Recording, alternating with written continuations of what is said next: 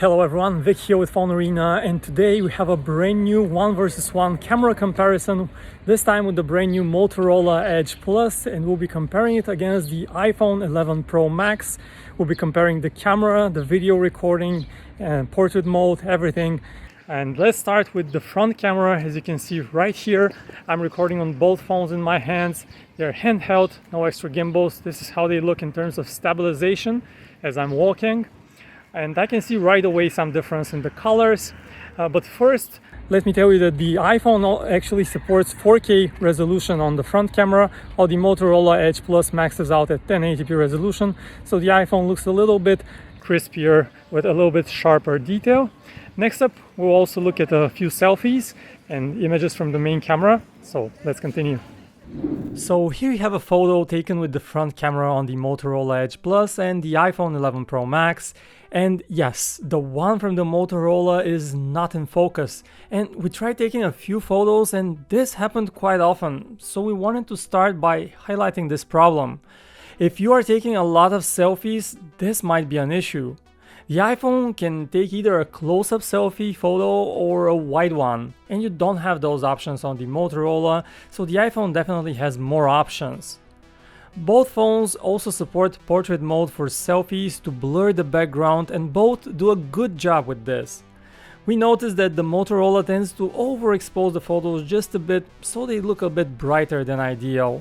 Which one do you like better? Next up, we're also comparing the main cameras in terms of video recording, and we have selected 4K video resolution on both phones, even though the Motorola Edge Plus actually also supports 6K video, but for this test we'll be sticking to 4K. So let's walk around a bit and see how they do in terms of video stabilization. We have no special video stabilization mode enabled on the Motorola, so it's just the one you get with the default settings. Let's walk a little bit faster now.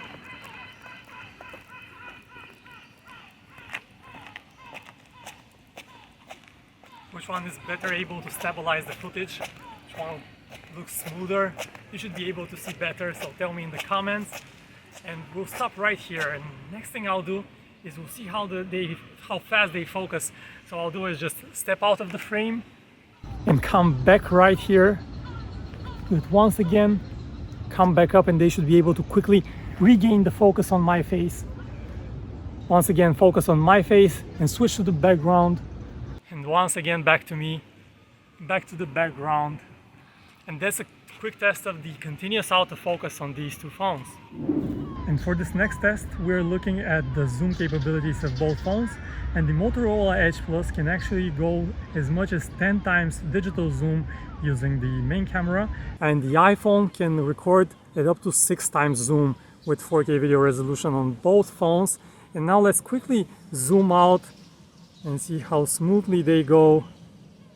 Back to the main camera, 1x, and you can pinch to zoom on the Motorola Edge Plus, while on the iPhone you have a slightly more convenient gesture. And on the iPhone you can also go to the ultra wide camera that you're seeing right now. Let's also switch to the main camera, 1x. On the Motorola Edge Plus you can only go to 1x, you cannot use the ultra wide camera for 4K video recordings. Next up, let's take a look at a couple of portrait photos. Portrait mode is something we use a lot with pictures of people, and both the Motorola and the iPhone use a 2 times zoomed view when capturing these shots. Both look similarly good in terms of detail, but the big difference is in the way they render colors. The iPhone has those warmer colors, while on the Motorola you have noticeably desaturated, even pinkish colors. In the second portrait shot you see the absolutely same thing. Saturated warm colors on the iPhone and desaturated bleaker colors on the Motorola Edge Plus. Switching over to regular photos captured with the main camera, the same story repeats.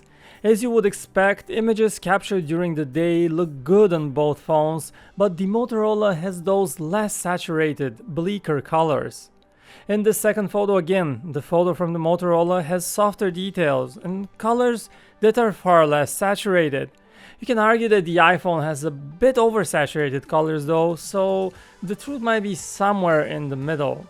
Taking a look at a few more photos, the same thing repeats over and over again. I personally prefer those slightly warmer colors and find images from the Motorola a bit too bleak. But let me know if you feel the same way or if you disagree in the comment section. This next photo is captured using the ultra-wide cameras on both phones, and notice the difference. The iPhone first has a much wider field of view and the photo looks a bit more impressive, more epic.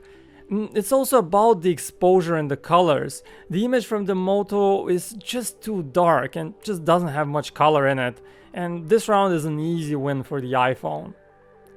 We also tried zooming in to see which phone does better. Now first you see a 2x zoom image where the iPhone has the advantage as it comes with a dedicated 2x zoom lens, and next you see a 3x zoom photo where the Motorola has the advantage as it has a 3x zoom lens of its own. You really have to pixel peep to see the tiny differences in detail, but risking to bore you to death, we have to point out once again that it is the colors that make or break an image and make the difference here. On the iPhone they're just more lively, more catchy. That might be a personal preference. Take a look at a couple more shots with the ultra-wide, the main and the zoom cameras on both phones and see for yourselves.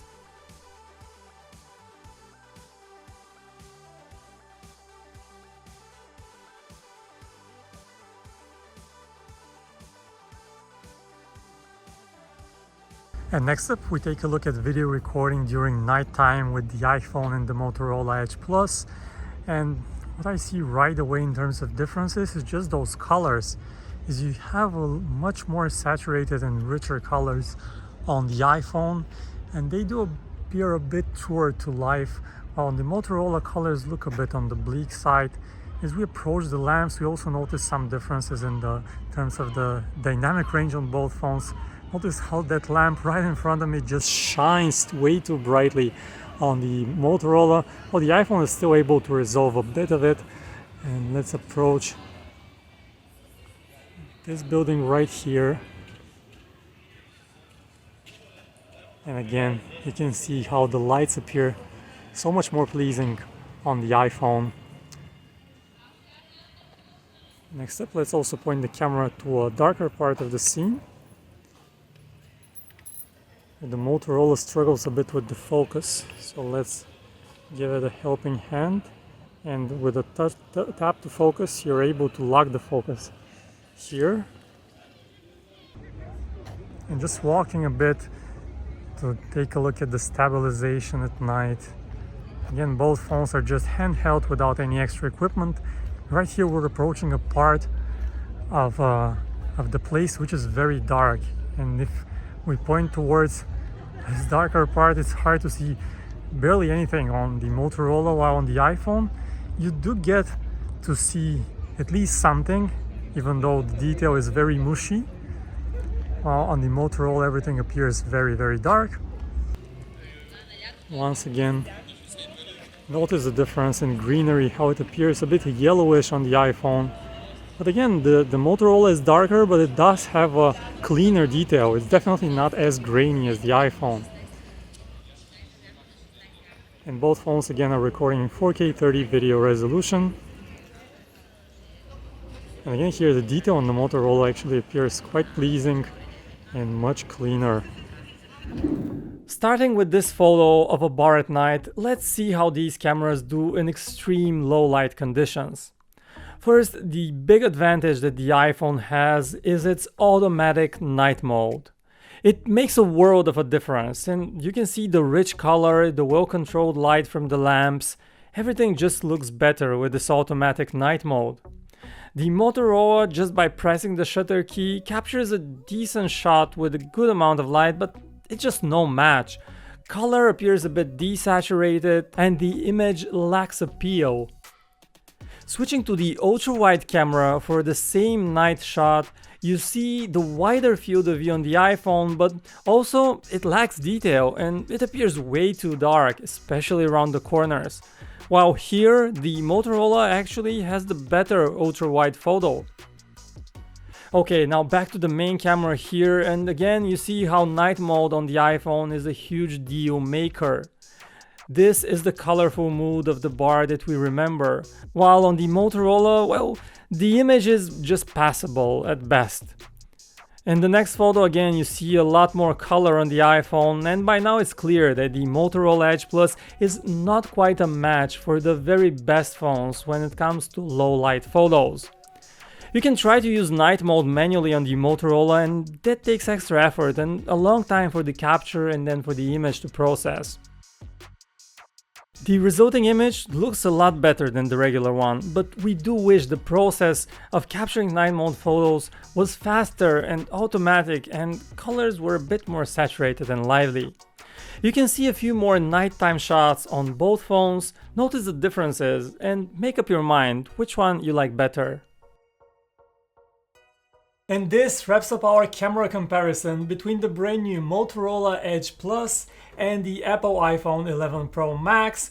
Now, the Motorola Edge Plus is definitely a worthy contender in the camera department. It has those very impressive specs: the 108 megapixel main camera, the 3x zoom telephoto camera, the ultra wide camera. It has a versatile camera setup that covers all of your needs. But in the camera game, numbers don't always tell the whole story, and that's exactly the case here. Even though this one has a 108 megapixel camera and the iPhone only has a 12 megapixel camera, in reality it is the colors and the dynamic range and details like that that matter, that make an image.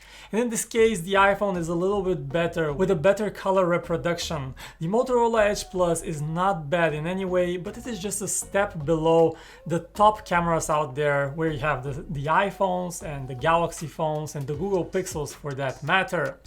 In terms of video recording, it's a similar story. You have 4K video on the iPhone, 6K video on the Motorola Edge Plus, but again, this is not just about the numbers, it is about the quality of the image, the stabilization, the speed of focus, and the colors, and the iPhone tends to do a little bit better, plus it has support for those nice third-party apps for professional video recording like the Filmic Pro app and so on. So that's it guys, our quick camera comparison between the Motorola Edge Plus and the iPhone 11 Pro Max. The Motorola is definitely a nice contender in the camera game, but not quite there yet. And did you know that you can also compare specs between different smartphones on our website, PhoneArena.com? You can go into the specs compare page, and there you can compare the dimensions, you can see the camera specs in great detail, you can see the battery specs, connectivity, LTE bands, everything. This is a really neat feature that I want you to know about. And that's it.